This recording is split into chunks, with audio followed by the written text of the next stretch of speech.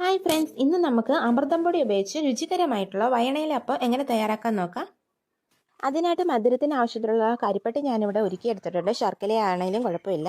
ആവശ്യത്തിന് അമൃതം പൊടി, ഉപ്പ്, ജീരകം, ഏലക്കാപ്പൊടി. ഇതിലേക്ക് അരിച്ചെടുത്ത കരിപ്പട്ടിയിൽ 1-2 ചെറുപഴവും ആവശ്യത്തിന് തേങ്ങയും ചേർത്ത് നന്നായിട്ട് അരച്ചെടുക്കാം. എടുത്തു വെച്ച മാവിലേക്ക് ഒഴിച്ച് ചപ്പാത്തി പരുവത്തിന് കുഴച്ചെടുക്കാം.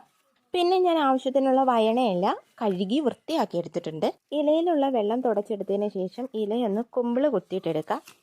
ഈ വീഡിയോ കാണുന്ന പോലെ ചെയ്താൽ മതി. ഈർക്കിൽ നമുക്ക് ആവശ്യമാണ്. വൃത്തിയുള്ള ഈർക്കിൽ വേണം എടുക്കാനായിട്ട്.